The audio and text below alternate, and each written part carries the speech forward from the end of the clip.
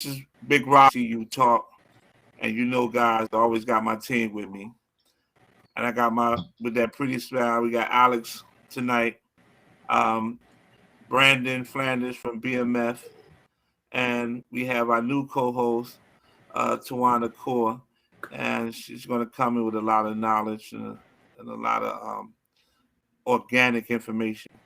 And you know who I am. I'm Big Rob. But tonight's conversation is we're going to be talking about relationships. And in these conversations, there's going to be a four-part conversation. And the four-part conversation is going to be on various different levels of relationships. Well, tonight we're going to be talking about romantic relationships. And then the following Tuesdays, we're going to be talking about family relationships, then friendships and acquaintanceships. And you know, all those relationships are very different. So I want to start talking about romantic relationships.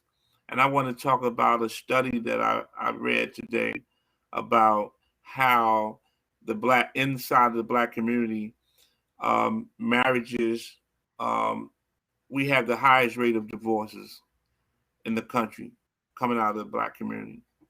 And one of the things I would like to talk about is like, how can we strengthen? Okay, I'm going to share from coming from myself. How can we strengthen our relationships? And are relationships based on money and or value like cars and homes?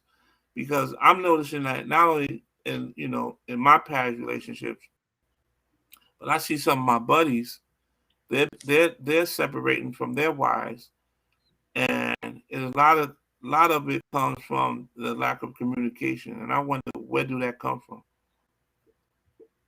And Brandon, what you think? Um, I think maybe it's even a behavior that's learned from their families, from their fathers, from their mothers, from grandmothers, from uncles, from people that's in their environment. Um, I think the lack of communication, it stems from there. We become a product of our environment. So I think that a lot of the way we treat each other in relationships, how a man Hmm. treats his wife or his woman or his girl, whoever he's trying to court, I think that a lot of that stems from what they've seen their mama or their daddy do, or even what they've seen on television. Wow. Um, One of the things that I would interject and say, one, you said a couple of things, Rob. Number one was communication. I Yes. think that coming from a counselor point of view is and you said it was African American, our black community men thinks that it is less than when one say, hey, I need counseling. Mm. Mm-hmm. You know, it is not something that is looked upon as a need. It looks upon as frowned. Very rarely, if you tell an African American man that, hey, you might need counseling, it becomes an offensive thing. Where the Caucasian brother, they live in counseling. The child got counsel from the minute they look like they wake up in the morning. Oh, he not sleeping well. He need counseling. He did it. He needs counseling, and they invite that in. It doesn't diminish their masculinity, but it allows them to get to understand. And our African American, I've been in relationship myself when trauma cause you to actually look for a device. Trauma actually make you look for a out, where it's not like that in the African American process. It's like we've learned, I don't know, because of slavery, because we've learned to just deal with it. I hate that stigma of a strong black woman. I don't look, I'm black. I don't want to be the strong black woman. There's nothing wrong with being that, but I don't want to be overbearing, because that strong black woman becomes right, Mm. she's not submissive to her man, Right. and submission has became such a negativity that it doesn't allow you to know that there's such blessing in being submissive. There's such But power in being submissive. But I know can I I ask you a covered a question? lot of stuff like that. No, Okay. but can I ask you? And I'm glad you said that. Yeah. But if I don't mind, Brandon, is a lot of women said they don't want to be. They want to be submissive, right? But wanting to be and knowing how to be is a different level. I And the thing agree. is that I hear a lot of women say that. I say, you know, I don't want to be the head of the household. I don't want to be this. But then when you walk into the household, they the loudest and the biggest voice in the household. And it's like, like, when are you going to allow the brother? And then the brother don't want to be disrespectful. So he gets to the point where you talk so much, he takes a step back and be like, okay. Well, there is I just for submission, understanding submission is the whole totality of it all. It is not just saying, "Oh, I submit to you. You talk first. You talk the loudest." I've been in places where I've seen the women talk the loudest, and there's still submission. There's a way that a man carries himself. There's a way of how he says he doesn't even have to talk. He walks into a room. There's a submission that comes in the room. The talking of loudness does not negate my heart, because I can be a soft talker, but yet I'm manipulating and I'm controlling it from the bottom. You know what I'm saying? So submission, I think it's number one, is how we submit to our God. Number one, because women will say that they don't submit to men, but then you look at their walk and who do they submit to? They have problems at work. They have problems with their Lord. They have problems with different things. It's like sometimes you just look at somebody's history and their past to try to understand, who are you really submitting to? Do you understand what submission is? Because submission is not like you walk first and I walk behind you. That's lesser than. There's so much more to submission that brings entail blessings and curses. So that's what I'm talking about. I'm not just talking about this submission that just says, okay, he eats first, he talks first, he talks the loudest, he does this. It's like, because let me tell you, we as women have a gift that, honey, you can talk the loudest and you can do everything the best. But guess what? Guess who really runs the show? I'm the one. I'm the one. Because it can be very manipulated. Because I tell somebody, be careful, your encouragement spirit may not be a manipulated spirit. Yeah, but I think. Nope. What do you think? I think, I think that a man and a woman is always equal. Do you hear But me? a man and a woman is always equal. But I always feel that in our community, it has came to a point where women are saying, well, I don't need a man. Right? I hear some sisters say I'm the mother and the father. But if there are so many if there's so many mothers raising these boys, and they say there's a lot of fathers that's not in the black household, then I could see the problem, because you can see the problem with all the murder, the incarceration rate, the boys moving over to not taking on a woman's role, acting like a woman. That comes from the lack of a father. And the thing is that if you can be the mother and the father, then why so many of our black boys are dysfunctional? I don't know. I think one of the things that when we talked about the word submission, I think that it goes both ways, because when you talk about man and woman being equal, I think that we have to understand that sometimes men have to learn how to be submissive too. I don't think that we've been able to grasp that of being able to submit sometimes, because that's where the dysfunction comes in, because we've taught that men are supposed to act like this, men are supposed to be like this. And then sometimes men don't even have the tools to even know how to be the man that they're supposed to be for their woman in that relationship. So sometimes, women, I I think that it's become a cycle that women have had to take on that role to be the mother, to be the father, to be the, to be the nurturer, to be the breadwinner. And then sometimes it can become across like it's emasculating a dude, but we have to learn how to take a step back and really know who we are. It goes back to identity. You don't know who you are, you can't be who you need to be for that relationship. So your communication is going to be off.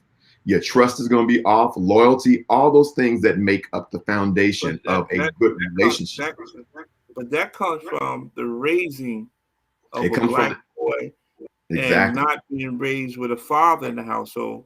And that black woman talking about, I'm the mother and the father.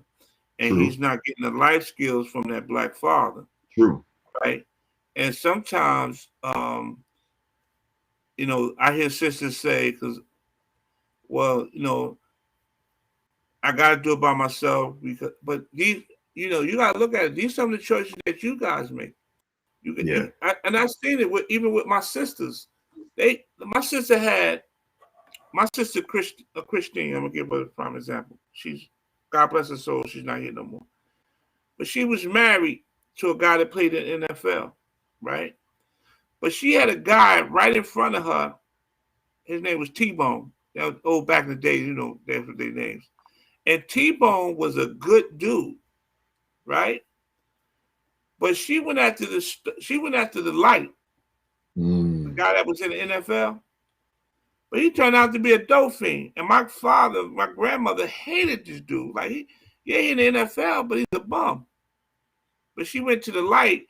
But T-Bone, who we told her to be with, he don't have nothing. But he turned out to have something, and he built it with the wife he married. And the guy wound up owning about 12 Kentucky Fried Chickens 20 years later. You know what I mean? Mm-hmm. But he had it in him, and she couldn't recognize it. So a lot of our sisters can't recognize a strong, intelligent black man or black man who's going to be there and support them. Because they're always looking for the stars and the shine, the glitter. You know what I mean?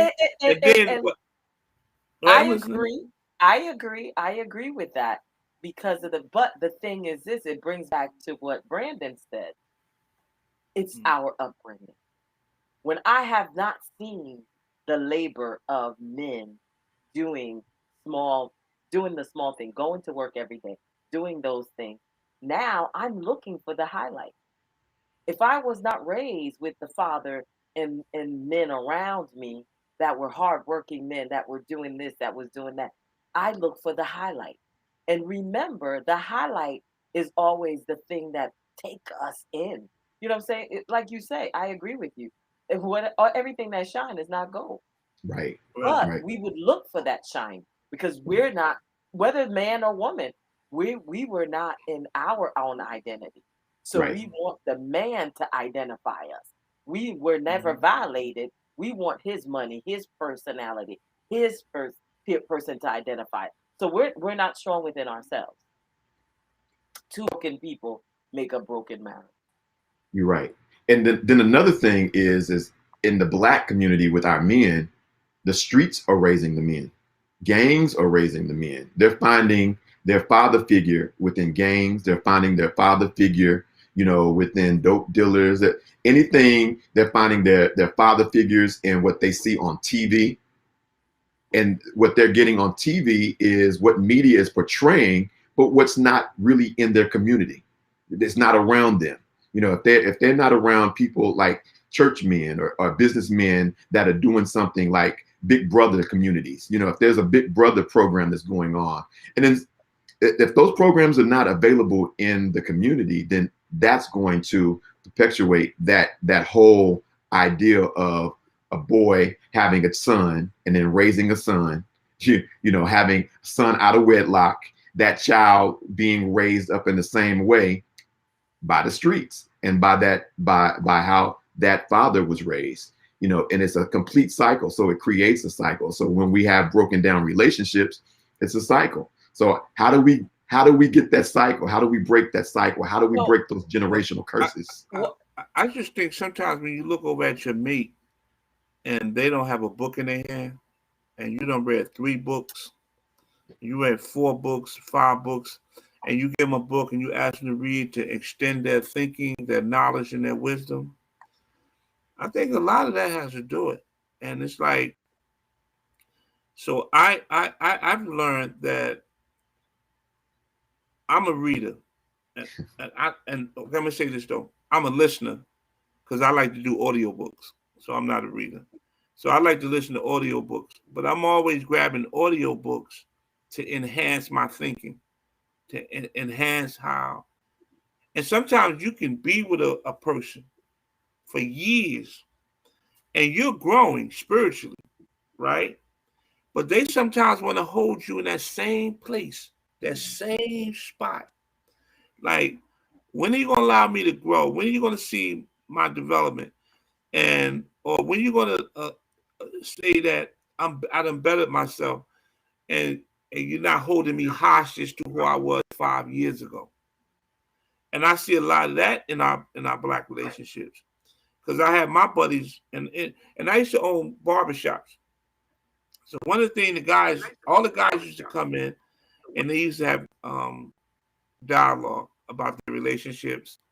They would dialogue about child support. They would dialogue about, I wish my baby mama just shut up. She talks too much sometimes. And the thing is that what I've learned is that I picked up a lot from these guys.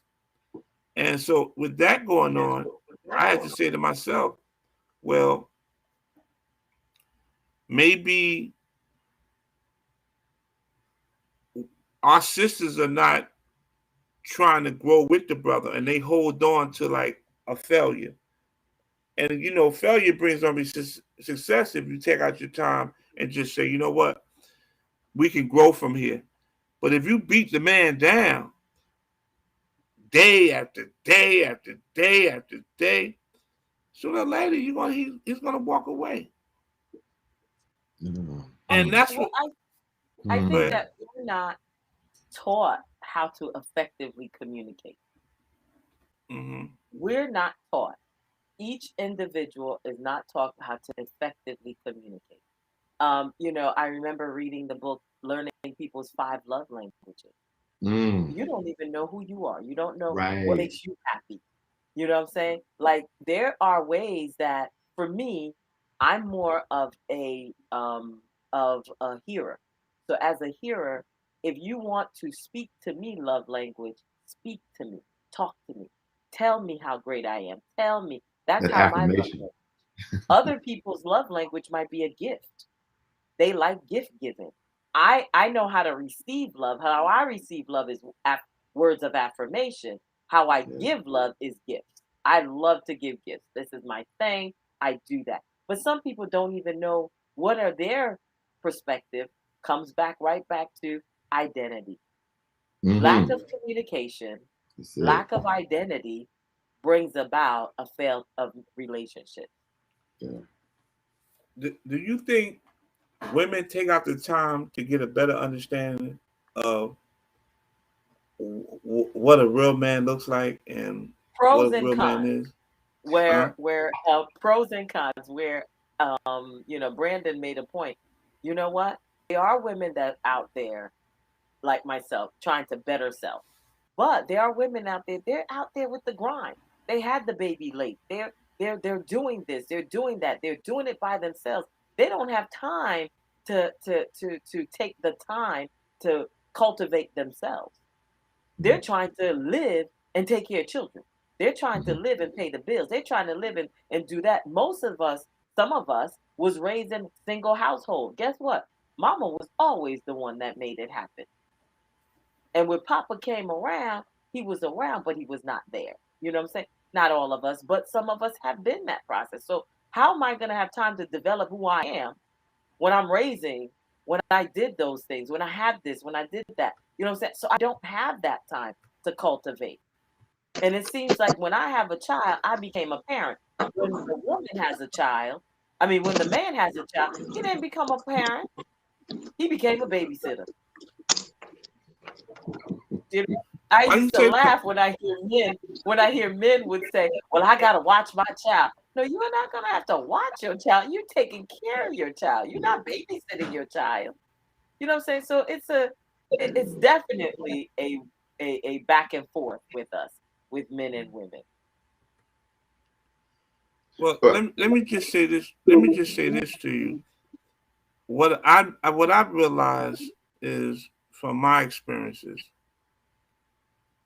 I think the key points of a relationship is respect, companionship, mutual emotional and mutual emotional support. And what I've learned is that um, you can have your love language, but it is so important that as a woman, you should know how to nurture your man. And I've seen some of the most powerful relationships. Like I look at Obama and his wife. Do you know she's always been she if you ever read her theses, and you can get it online, everything that he talks about comes from her. Because in her thesis she talks about the black family and the black race and how we've been overcame and how white America treated us wrong. And his whole conversation was based, you could hear it coming from her thesis, and you can see the nurturing that she does and pushes him and lifts him, right? And it's not always easy, right? But I found out a lot of our sisters, when we go through struggles, we stay there. It happened in 2001, and it never leaves the household. 2002, they're still talking about it. 2003, they're still talking about it. And I had to ask, like, you God? Like, when are you forgive me? But they hold on to, they say, oh yeah, I forgave you. I forgot about it. But every time a situation comes up, they throw it back to 2001. And they never let it go. So is that being submissive? Or is that just being evil? Well, you know what? The thing is one of the things that you said was how we as women, how Michelle cultivated her husband and did this and did that. That's beautiful, and I hear you. But the thing is this: some of us, if I'm not cultivated, I can't cultivate you. That's number one. Number two is, even if no matter how much I want to cultivate a man, if he's not ready to be cultivated and to stand alongside of him, I can't do that. mm, You know what I'm saying? It takes two to tango. Right. Just like we're talking about relationships. What does it make for us? The solution would be, hey, to have that communication, to have that understanding of self, to have that understanding of togetherness. We don't always come like that in relationships. People have their agendas. We never sit down and talk about, you know how sometimes it's when you're in the relationship, you find out, oh, he ain't want no kids. Well, you should have found out before you married him he ain't want no kids. Or, you know, really communicate effectively to really bring about what your expectation in the relationship is. We get into it, and after that, it's too late now. We're in it, and it's harder to try to get out of it. You know what I'm saying? right. Look, let me ask this question, because I was I'm on this thing called Clubhouse, and some of the women, they had been posing. There was one of the sessions I was in, and one of the women's, there's two things that they said, and I want to get y'all's feedback on this because this talks about relationships. And the first thing that they said was, if you want to be poor the rest of your life, marry a black man. And the second was, yeah. And the second thing is don't marry a black man if he makes less than $7,000 a year. So they were coming hard about relationships, but I wanted to get y'all's feedback. Response to one of the ladies was, well, my response, not to one of the ladies, to that whole topic was, the first one was marrying a black man and being poor. And I'm like, they were talking about a black man that's not already established or doesn't have have goals, that already have plans to have money, you don't want to marry that type of dude. But I was like, what has goals and he's working towards things? To me, I would think that if you were working in a relationship, you would want to work on building wealth with that black man. Told me, yo, we want a black man that's already established and got money. So what do y'all think about that? Because that plays out in relationships, and it maybe made some guys away from relationships or really nurturing relationship the way it needs to be. What are your ideas? Hold on. Tawana, what you think about it? It depends on the type of woman and where they are in their lives. I think it's important for you to have developed yourself as a person before you start looking for a relationship, because you can't bring a half-formed person into a relationship and expect it to be successful. So I don't think of it as a number as far as the man needs to make this much money. But, to your point, Brandon, what is your plan? Where are you going? And maybe you do need to take some time and work on yourself a bit before you can go into a relationship. I don't think there's anything wrong with that. A lot of the conversations. I like the way you said that. Thank you. A lot of the conversations that I've not just one side. I agree. No, that's quite all right. A lot of conversation thus far is kind of centered around pain and hurt. A woman's natural feminine trait is nurturing, but there may be something within that woman's past that she hasn't healed from that prevents her from nurturing a man, and nurturing those children properly, and being a foundation in the Black community.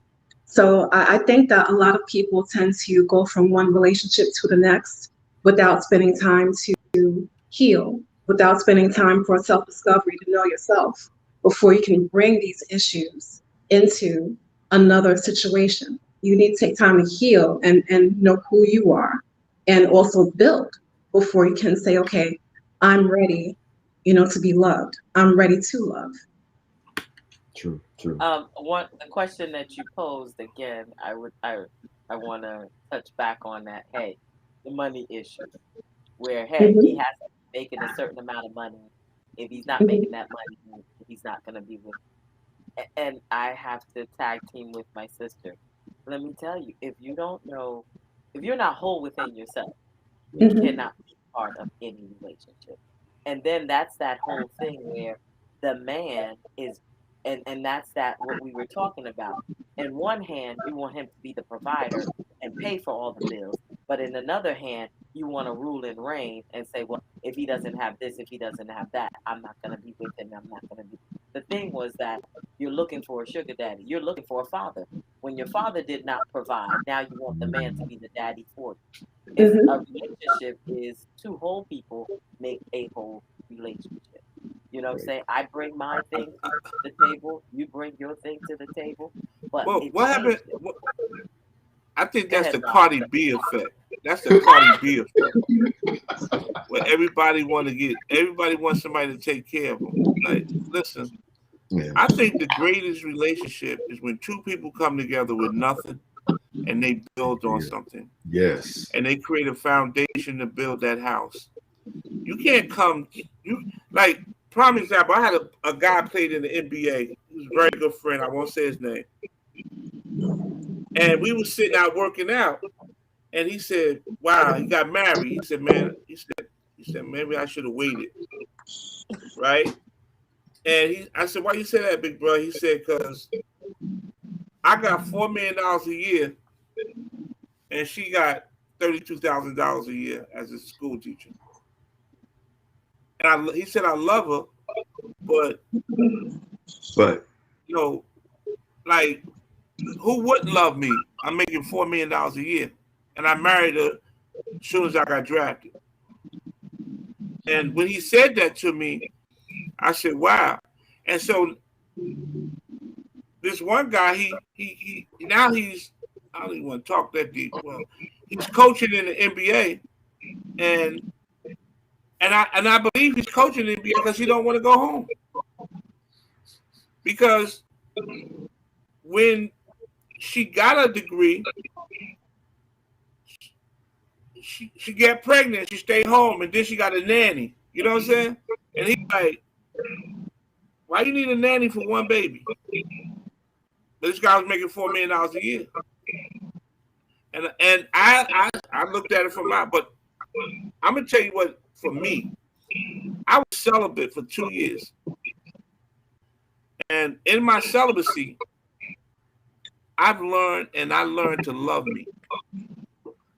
And I got the chance I started reading everything. I read Iyanla Vanzant. I read Terry Moore, The Do Right. I read the Quran. I read the Bible, the Torah. Everything I read, I was reading to try to make myself better. Mm-hmm. Because one day I wanted to marry somebody and have a family and build this foundation in this paradise. But even after all doing that, right, I had to get a certain thing out of me. And that black men are taught at the age of 3 years old, 4 years old. Black men are taught to cheat. Mm. And I had this conversation with somebody, and they said, Marab, that's just an excuse. I said, no, black men are taught to cheat. Because I watched a young lady, she had a little boy. And her little boy was very handsome. And she said, my son going to have all the girls. Mm. 4 or 5 years old. Now, how many black women you heard say that? A lot. And so that little boy heard his mother say, I'm going to have all the girls. And then he watched television and he watched hip hop. And that taught him women are bitches and hoes, right? You should have more than one. And then if he didn't have a father that he can look at as an example, television taught men that if you got more than one woman, you the man, right? So now this kid is 20 years old. His mother said he's going to have more than one girl. Television said he's going to have more than one girl. Society commercializes, tells you that men's supposed to have more than one woman. That you the man if you got more than one. You the guy, right? Then they meet one of y'all. Well, y'all was taught that if you have more than one man, you're what? You're a whore. Now we come under the same umbrella trying to date each other. All these 20 years I've been taught to cheat and you've been taught to be faithful, and you fighting with me talking about why you always running? Why you always got this girl number in your phone? Because guess what? That's all I was taught. Since I was a baby, they teach black boys or any young boy to cheat. Especially in the black community where the fathers are not there to say, hold up for a minute, what are you doing? You see me treat your mother like that? So when you see a young boy who faithful to his mate, you usually there's a father there. And the father is like, no, we don't do that here. You're going to treat her right. You're going to hold her up accountable. You're going to take care of them kids. And then he said, you're right, Dad. I'm going to be there for my family. But if he doesn't have that, he becomes a what? A cheater. So that's why so many relationships in the inner cities are so broken up. The lack of a father telling his son, hey, yo, it is, look what I'm doing. Look at my success rate. And so once I've learned that I had to get that out of me, right? It wasn't easy. Because when you, a man who make it's not. Let me tell you why it's not.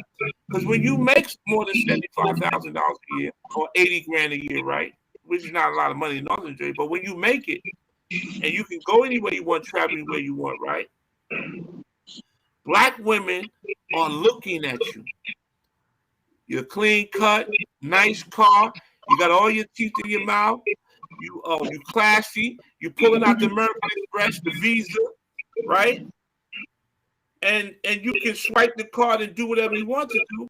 And now you start to realize, oh, I'm a valuable commodity. And then you turn around and you started looking at them as property and not as specialty, a special person or a special individual. And when I started reading and I went through celibacy, a lot of men haven't taken out the time to learn who they are. Like the sister said earlier, you need to learn who you are. When I took out the time to figure me out and be in a space by myself, I start realizing that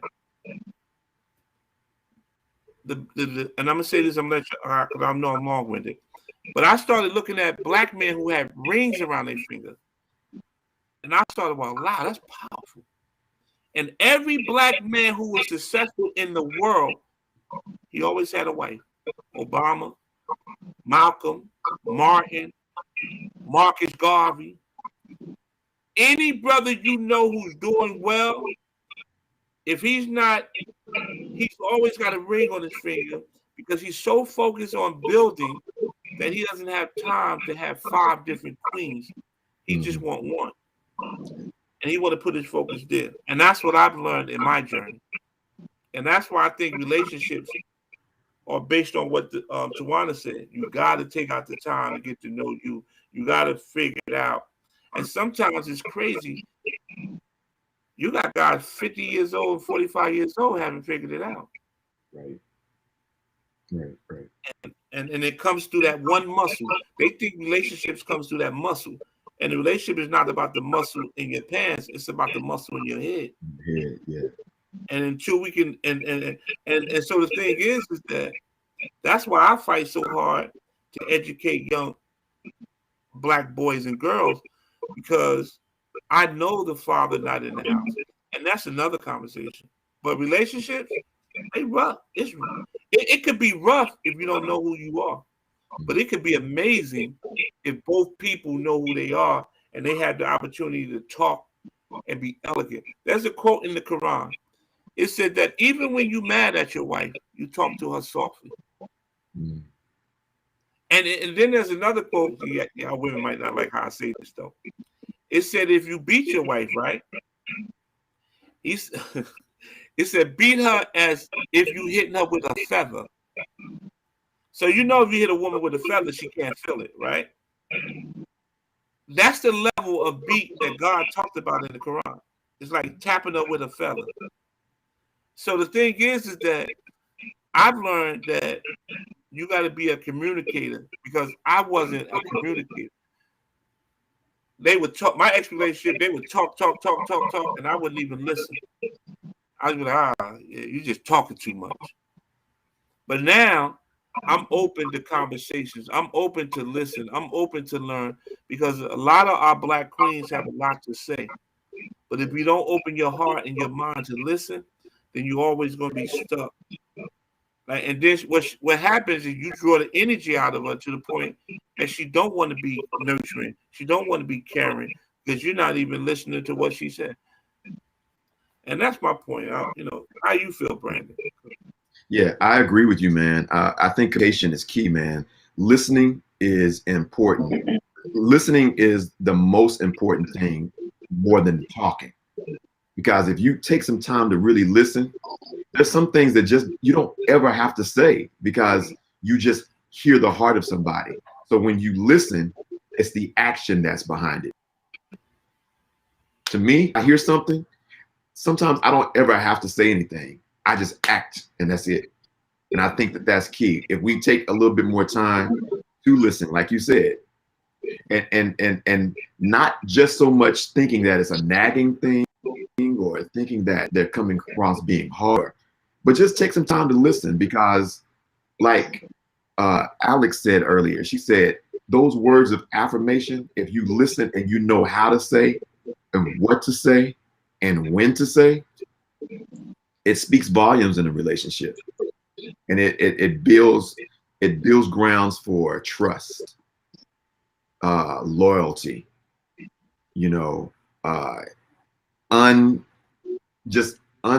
unselfishness, just someone not being selfish, being considerate. When you hear the voice of what somebody has to say, you just make those things work. And I think it's beautiful when you listen and take some time to listen.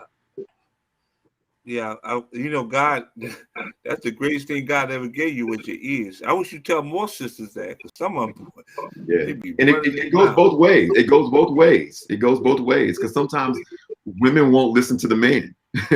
Like, you're not listening to me. But yo, you're not listening to me. Right. So, So, Alex, how do you feel about a man? Like, what empowers you about him? What makes when you look for a man? I don't know if you're married now. Are you married? Okay. So when you look for a mate, what are some of the key things that you look for? And I'm gonna ask you this too, also. So think about it. I'm a communicator. I'm looking for someone that can communicate. I'm one of those people. I want to hash it out. I want to talk about it. I want to open it up. Having a counselor background, I'm one of those people that if we cannot communicate, then there's no relationship. That's key for me in a relationship, and that's one of those things. I think that finances, money is the last thing for me, because I feel like a lot of times, and that's in every relationship. It's a funny thing. Not only a husband and wife relationship, that's in every relationship. If you're not communicating in a relationship, you're not in a relationship. Whether it's my mother and father, whether it's my siblings, whether it's my uncle, communication is key for the relationship to work. So that's my Tawana, first thing. That's my main thing that I look for, communicating. Thank you. Tawana, what do you look for in a relationship when you're looking for your? You kind of mentioned it. You mentioned energy. Energy is so vitally important. Is this a positive person? Is he spiritual? Is he God-fearing? What is he putting out into the world? You do want somebody stable. I'm not saying that you have to be rich, but are you stable in your life? Are you stable emotionally? Do you know what you want? Those are all very important things. Communication, intelligence. I'm certainly someone that likes conversation. So you need to have a level of intelligence, and also a sense of community. Are you a proud Black man? Are you a Black man giving back? Are you looking for ways you can do that? Are you looking for opportunities to bring other young Black men up? Those are all things that I aspire to. I had a very strong, proud Black father who was home every night. So I certainly look for someone like him. How about you, Brandon? What do you look for when you're looking for your mate? Goal-oriented, somebody that has a good family foundation. If like Tawana said, community is important, and that energy. If the energy, that's like saying the Bible speaks of being equally yoked.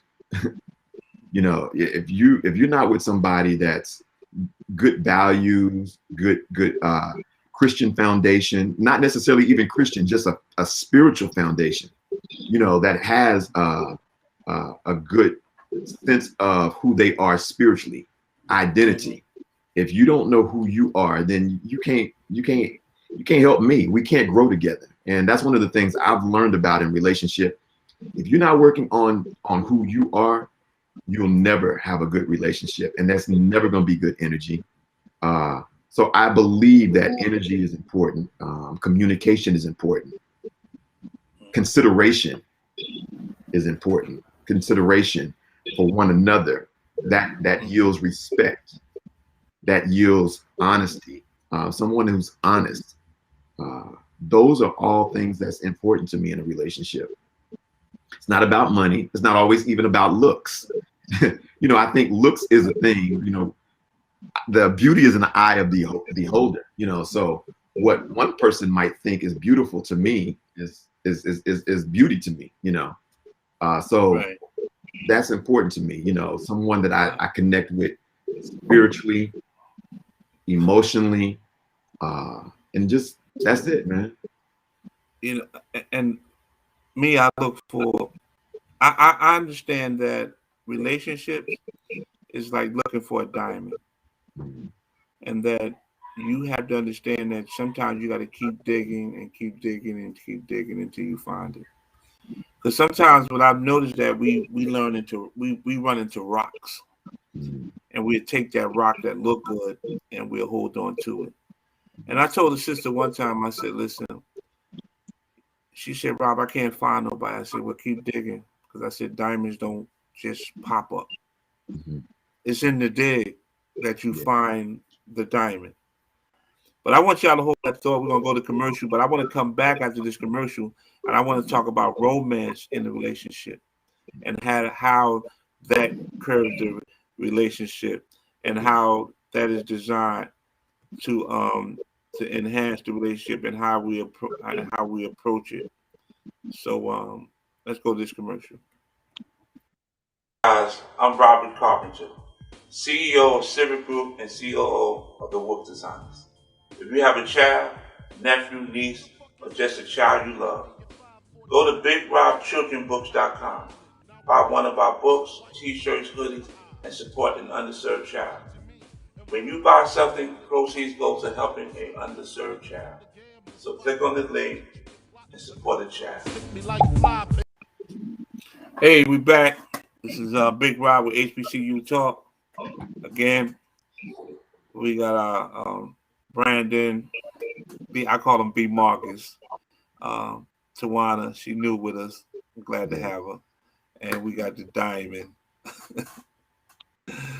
Alex. But I wanted to talk about romance. I heard a sister say to me one time, she said, I forgot the word she used, but she said, there's no more romance in dating. Everybody just want to get a piece. They think they take you out to dinner and they get a piece. And I told her, and this went before I was where I'm at today. I said to her, I said, dating is expensive for a black man. I'm going to tell you why. I can go out with Alex today, right? Take out to a nice restaurant, spend $200, $150, right? Easy. Talk to Alex for a week, find out Alex is crazy as hell. So I got to cut her off. Then I can turn around and I can go out, go to a nice affair, and I can meet Tawana, right? Me and Tawana go out on 3 or 4 dates. I'm not going to take her nowhere cheap because she's a classy woman, upclass, sharp, educated. So you're going to take her to Chow's, Tao, and nice restaurants. You're going to spend $800 because you done took out 4 times. Average dinner of $150 in New York, right? You found out she's a liar and crazy as hell. No romance. Now, I just went through. Listen, I just went through $1,000 of dating. Right. Because we don't, because anything, and so you frustrated. You're not dating nobody. You're still back in the same spot, right? And you say to a brother, like I said earlier, you got to keep digging, you got to keep finding, right? And you be like, hell with this. I mean, I heard brothers say this. I'm going with the ones with the low self-esteem. They ain't giving me no stress. I can take them to Chuck E. Cheese and with their kids and buy some $5 pieces, and they're gonna be like, you treat my kids so well, and they're gonna give them all the joy and happiness, right? So how do you identify in your romance, right? Because I asked a black sister one time, I said, let's just go out and get some coffee. Meet me at the coffee spot. She said, coffee spot? You're not taking me to get no coffee. You're going to take me out. You're going to take me out. I don't know you. And then if you say, let's go Dutch. cheap ass nigga. Right? This is what they do. Right? I got 5 sisters. This nigga talking about he going Dutch. He ain't never getting none of this pussy. That's what they say, right? Because they hold that vagina in the air, right? And which is valuable. It's valuable. It's very important, right? They hold it in the air and they dangle it over our noses and our faces like, I know you want some of this, so you're gonna pay for this. So I'm saying to myself, what happened to the Roman? I had one sister tell my boy, don't buy me no roses, they die. I'm sure y'all heard this before. So how do we, as black men, be loving, caring, affectionate, tender? And if I put a card on your car, you like, oh, this nigga put a card on my car. You whack as hell. I don't want no card. Take me out to eat. I'm a foodie. Because that's what I heard chicks say. I'm a foodie now.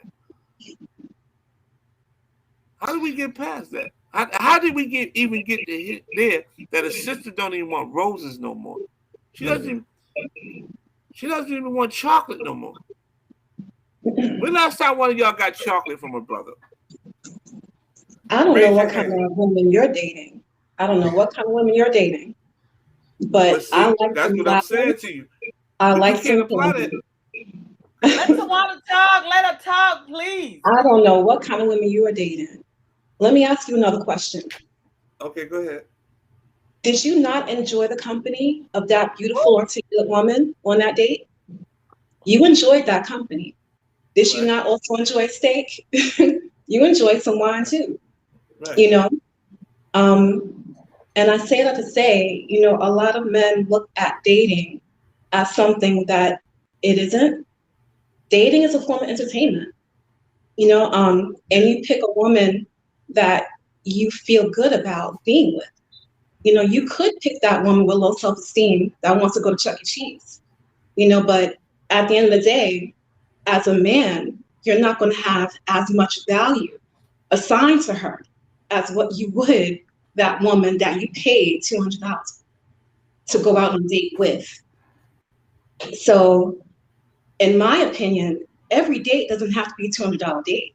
Yeah. You know, I'm perfectly happy going to a coffee house. And, you know, later on in our relationship, we can definitely go Dutch, you know. Can I say something to you? Let me just say this to you. This is why you're having the conversation on this stream and because you think this way. Mm-hmm. But there's a Cardi B effect I know that's running rapid in our community that a man's supposed to pay every time I move. And what I'm saying to you that it may not sound great to you, but there's a cultural thing that's going across our community. And I'm talking about I've met educated black women who think this way.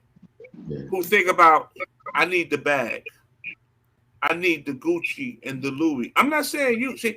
And so when we had these conversations, I want you to look at the environment that our black men are put into, and then what we have to make our choices within. I agree with you. 100%. And it's unfortunate that a woman sees, you know, that material item, you know, as a status symbol, but, you know, men see certain women as a status symbol, you know, and it's a vicious cycle, and it's within our Black community, as you pointed out. Mm-hmm. But it's a very challenging mindset to try and change, right? Because it's so deeply embedded in our community. Well, I would say that the blessed thing that happened in this, and them not the women I date either. I'm just saying that. I'm sorry. No, the I had to say that. The great thing that's happening in this time is COVID. Now, when we meet somebody, you can say to somebody, let's meet on Zoom, let's meet on social media, so that we can actually talk and get to see each other, get to know each other before we actually get to outside. You know what I'm saying? So that is you know, sometimes we look at everything as a negative. I think that That's a positive that happens now. Mm. You know, the four of us here, we don't always get together, and yet we've never met Tawana, but yet we're part of a conversation with her that allow us to see her in a different way. So I think that this is not a negative that will help us even in dating. Like you're saying, Rob, I agree with you.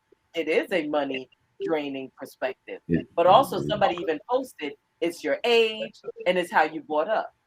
Because as an established person, I'm not looking for you to pay for me. I'll go Dutch because my expectation is don't expect nothing after this date. Don't even expect dinner. Don't even expect a kiss or a hug or a hold hand. Because guess what? We going on our first date. You have your bill, I have my bill.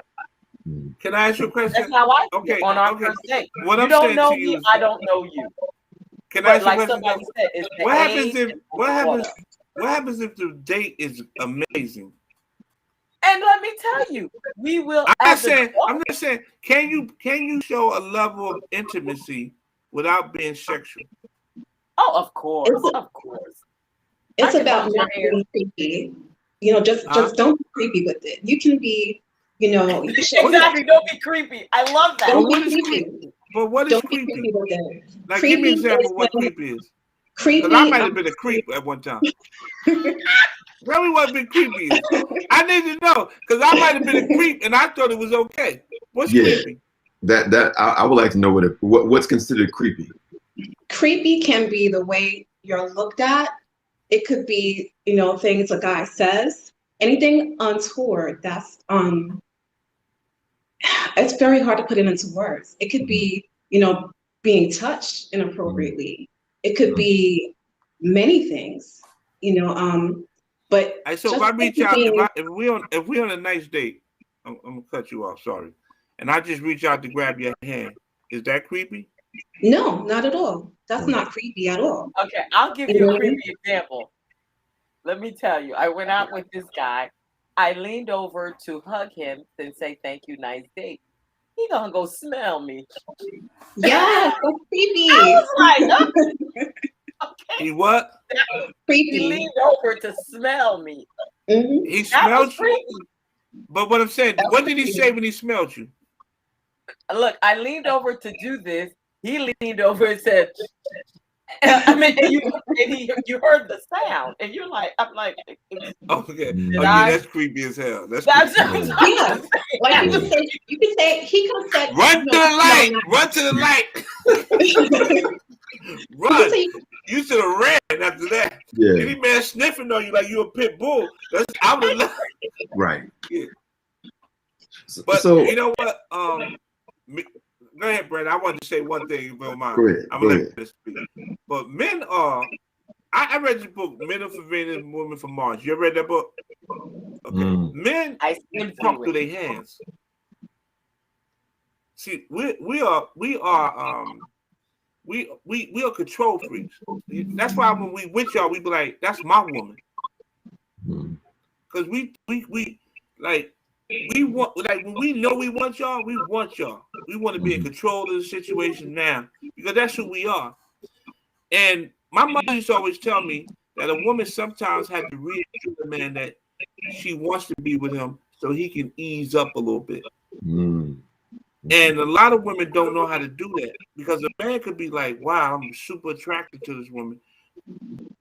And she could be feeling the same way, but she don't know how to tell the man in certain ways, you know, I want to be here, so I'm not going nowhere. Just ease up. And we can enjoy this. So we sitting around, that's why we sometimes constantly ask you, like, did you have a nice time? Like, everything's okay? You know what I mean? Like, you know, because we're emotional beings as well, but our emotions comes to our fingertips. You know what I mean? And sometimes, so my mother would say to my sister, you know, you got to show, if you interested, you tell him, you let him know you're interested so he can be at ease. Because a man is intense when he's around a beautiful sister. It's just a part of the animalistic, I ain't gonna say animalistic, it's a part of the being of a human. Is that like when we smell y'all smell good, your hair gorgeous, like we're excited. And that's why they call us dogs. But anyway, we're excited. And so when we get excited, we want to react. But if you're a sharp black woman, you can ease that man and be like, babe, chill, no rush. I ain't going nowhere. Yeah. And watch how easy. And I learned that from being around a strong black woman. I had this one woman in my life who was like, hey, take it easy. I ain't going nowhere.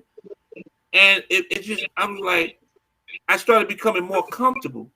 But when you guessing, you're trying to do everything in the world to try to get that woman to be with you or to be right there with you. You know what I mean? So I think that black women don't take out the time to understand black men and how they function. Like you guys function from your emotions and the way and how you think. We function from our hands. That's why have you ever noticed that you go out on a date, the man always put his hands on your back? That's his way of showing you like, yo, I want you right here. But you ever notice you went out with a man who really wasn't interested in you? He doesn't put his hands on you. He won't touch you. Or he walks away from you. Right. Reminder from prayer times. Right. It is time for Aisha. Exactly. The next prayer, Fajr, is you want to say something, Rev? Yeah, I was going to say I am. It is time for Aisha. I just want to let women know that chivalry is not dead. There are some good men out here that still believe in romance, that still believe in opening up those doors. And what's the word you use? Chivalry is not dead. Somebody said that to me. I ain't know what the heck you're talking about. Chivalry. Yeah. No, I know what you're talking about. I'm just joking. It's being that gentleman, and I don't think that a lot of women, they receive a lot of that these days. Like you said, men are calling women bitches and hoes, and that's the way some women like that, just like a woman walking down the street with a brother whose pants are sagging. Ain't nothing romantic about that. Not to me. I just think that with women, Rob, I understand what you were saying about, going and spending out a lot of money on dates. I just think that it's important I like to listen to what a woman says, because sometimes I don't have to spend all that money. Like Tawana said, she doesn't mind going for coffee. I wouldn't mind having conversation with her. She said that now. Let that brother ask her to go meet her for a cup of coffee. I think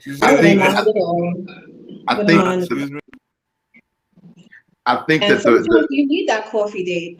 It could be someone you don't know really well, exactly. And maybe you don't want to sit down and have a full course meal with him. You just want to vibe out a little bit and understand who this person is before you spend 3 hours with them. Exactly. I've learned to do that. I've learned to say, hey, let's meet for coffee. Let's meet for lunch.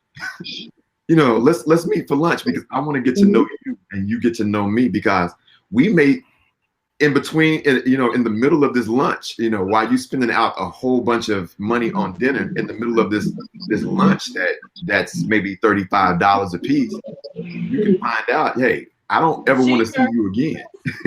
It gives that woman an opportunity, that man an opportunity, whoever you're dating, it gives them an opportunity to be open, transparent, and see where this relationship can go. Is it going to be another time that we're going to see each other or not? But Brandon, let me ask you guys a question. I went to a white university. I went to HBCU first. Mm-hmm. Then I went to a white university, right? To further my education. I have an opportunity to date a white woman, right? Okay. I say, oh, let's just meet at the pizzeria and let's have a conversation, get to know each other. Okay, that's cool, right? My sisters, pizza. I'm not saying all, but 80%, right? And that 20% is rare, you know what I mean? But I own barbershops, not one, not two, but 3. And every time I would enter each door of those barbershops, with brothers who made 6 figures, brothers who made, 70, 80,000, and brothers who just made, 40, 50, 30,000. And their biggest thing was, you just can't even take a sister out on a basic date to have a basic conversation. Well, when I'm talking to you two young ladies come from a different space. Your mentality is different from a lot of sisters, and I'm sure a lot of times people don't say to you, you're different. Am I correct? So I'm not talking to you. I'm talking to that young sister who didn't have a mother, who didn't have a father. You know what I mean? Who grew up not understanding, and there's a lot of that going on in our community because there's too many brothers saying it. And and that's the thing. Well, I be telling sisters, sometimes we got to listen to our brothers about what they're saying and what's in it and what they're articulating to us. Because I always tell a sister, if I'm dating her, I always say, you in the driver's seat. You're going to drive until you're ready to give me the driver's seat. And when you give me the driver's seat, that determines a lot on where we're going to go. You know what I mean? So in the beginning, the determines where we're going to eat at, what restaurant, what we're going to do that night. Because you're asking her what you like to do, where we're going to go, and she makes all these determinations. Now, once you allow me to take over control, then I'll call you and be like, babe, we're going to go get Chuck E. Cheese. We're going to get some pizza over there, or going to Burger King. I'm just joking. But we're going to go here, we're going to go there. And then the woman usually, if she trusts the man, she usually follows him. She follows him in his religious beliefs. She follows him in the way she want to raise his kids. You know what I'm trying to say? And so the thing is that a lot of times, what I've learned is that you have to, and you said this to me, Tawana, you have to go to different places and put yourself in different atmospheres so you can meet those people who think like you. And Absolutely. if you don't, so if you don't, you're always going to be in a situation where you're talking to people who don't think like you or don't have the same ideas like you. You know, so that's why when I talk to a Christian woman, I said, well, where are you looking for your man at? She said, I said, well, he might be in your church, but he may not be looking like the guy that you want. Because sometimes we want the guy to be shaped a certain way and have a different look, and skin supposed to look a certain way. He's supposed to wear a certain type of shoe. You know what I mean? So I tell my boy Monty, he got a stomach out to here, right? He got like a gut. And he's always looking at these girls with bad bodies, right? That's why I go to the gym. I said, Monty, you can't ask for something that you're not. But it's so accepted with men with a big body, with a big belly, but not a woman. No, not no more. Exactly. It's a double standard. No. I mean, women don't mind you having a little gut as a man. Look, I've seen women them are talking about pregnant, and they still think they're cute. But women are talking about now. If he got a big gut with a pocket, that gut don't mean nothing, right? But she's worried about if he got ED. You know what I mean? A lot of women say with that big gut he got ED, and you know what ED is, right? No, I don't. Erectional dysfunction. Because you got sugar, high blood pressure, and everything. So listen, I'm telling you, women are asking these questions with these brothers. Listen, hey, Brad, I own restaurants. My gut used to be up crazy. Couldn't tie. Women ask you that question, like, you got that big gut, you got ED. I'd be like, what's ED? And I mean, because they don't want to be with a man who can't get it up.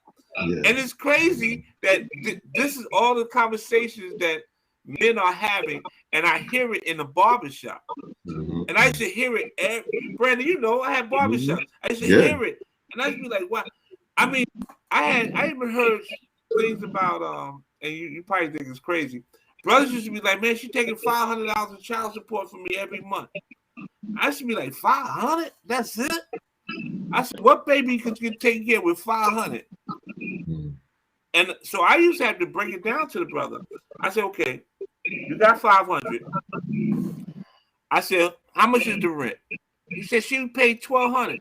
I said, it's only him and her, right? He said, yeah. I said, well, 600, that's from the baby. And 600 is for her.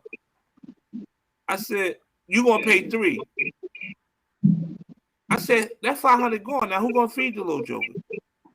And then I said, now who gonna? I said, when he got to go to school in the morning, who gonna pick him up and take him to school? You not. You live across town. And I said, now he want an ice cream when he walk out the building. I said, who gonna pay for the ice cream? He want that every day. They come out that building. And Tawana, you got a son. Don't he want that ice cream from the ice cream truck? And that ice cream truck parked right in front of the school. So relationships, what I found out is it goes back to what you both of you guys said. You said you got to listen, right? And then Tawana said you got to take out the time and get to know who you are as a person, Right. so you can have these great relationships. But anybody want to tap on that? Because I love these conversations about relationships, because these what makes our community strong is those interactions with one another, and to empower each other. And I tell a brother, even if you don't plan on being with your sister, lead a sister at good peace. Don't leave a sister all messed up because you're trying to use her. Leave her in a place where she can grow. You know what I mean? So if I'm dating a sister and I know I'm not going to be with her, I try to educate her to bring herself to where I'm at. So one day when another brother who's where I'm at meets her, she can be like empowered to empower him as well as he empower her. But what we do, we abuse and use each other to the point that when the relationship is over, it becomes a pain of hate. You know what I mean? And I don't want to never have a sister saying she hate me or dislike me because I did her wrong. So sometimes you got to, like, I tell brothers all the time, say, it's okay to date. It's okay not to want to be with her. And it's okay if you're intimate with her and still don't want to be with her, if that's what she choose. But leave her in a good place. Respect her enough that when you leave her, she can say, you know what, we didn't make it, but that brother was a good brother, and I learned a lot from him, and I'm going to take what I learned from him and moved on. Yeah, that's good. That's good. On that note, I just want to just say thank you guys for coming out and being a part of this 4-part series about relationships. Did anybody have anything they want to say before and you know, at the end of the night, we all ask somebody to say something in reference what we talked about. So we're going to start off with Alex, I said, or did I say Brandon? I said Alex, right? So we're going to start off with Alex, and we're going to go from there. Go ahead, Alex, on you. I would say that knowing who you are and allowing yourself to understand that you're not exemplified from, having been counseled, understanding. And so always seek to understand, not always to blame. And having that foundation of who God is for you, so that you'll know your identity. That's what makes relationships grow and make it better.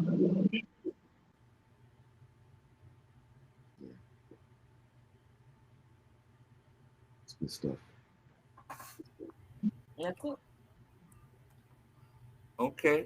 And Mr. Wana, you want to say something? Yeah, I know. It's just really brief. Pretty much what I've said thus far. Life is a journey of self-discovery. You find a partner if you're lucky, but you can't just rely on that partnership. You have to love yourself and know who you are. Okay. Yeah. I'm loving myself. Oh yeah. And Brandon, yeah. She be looking so serious, don't she? Yeah. Don't play with me, Rob. Yeah. Alex, this is serious sister right here. I'm glad. I like that though. Alex like to joke around, but she be serious. Yeah, But Yeah. Brandon, go ahead and say give her your Yeah. opinion, Brandon. right. I think that we've been hitting on it all night is about identity, knowing who you are in a relationship. It's key to know who you are, having your identity and who you give authority to be in your life. It's like having an understanding, being transparent, giving that person authority to give them access to who you are and to build with you. I think it's an important thing. Transparency, loving one another, being open, listening, consideration, all those are things. So my brothers and my sisters, I encourage you as you search for that diamond and that diamond in the rough that Rob was talking about, because it's out there. Relationship can be good. So I'm looking for that person, and I hope that you're looking for that person too. Just be open, and know who you are is key. Communication, and just love one another, and the rest will happen. I just want to say that relationships are a journey, Yeah, and when you take this journey, understand that who you're going to put inside that car. Understand that they're willing to take the ride through rough bumps, hills, and downhills. Um, I think the key to the relationship is identifying what God says in the book of Timothy's. When a woman looks for a man, he should be a man who is respected by his peers. He should be a man of God, and he should be a man who leads his household as he would lead his church. I believe that a man should be subjected to the pain that comes to his family first. mm, I think a man is supposed to be a provider and a caretaker, not only from a physical standpoint, but from a spiritual standpoint. yeah, I think that a man should respect his wife and hold his wife and put her on a pedestal yeah, and love her like he would love God. So that's how I look at relationships, and it goes back to what Brandon says that um, when you're digging for that diamond, understand that it doesn't come overnight. There's only a few people who dig the first time and find that diamond, and when you do find it, cherish it, wipe cherish it it. down, clean it, always love it, and take care of it. And on that note, thanks guys for listening. This is HBCU Talk. This is the first episode of a 4-part series about relationships. Tune in on Tuesday at 7:30. We're gonna be talking about family relationships. And again, thank you and peace.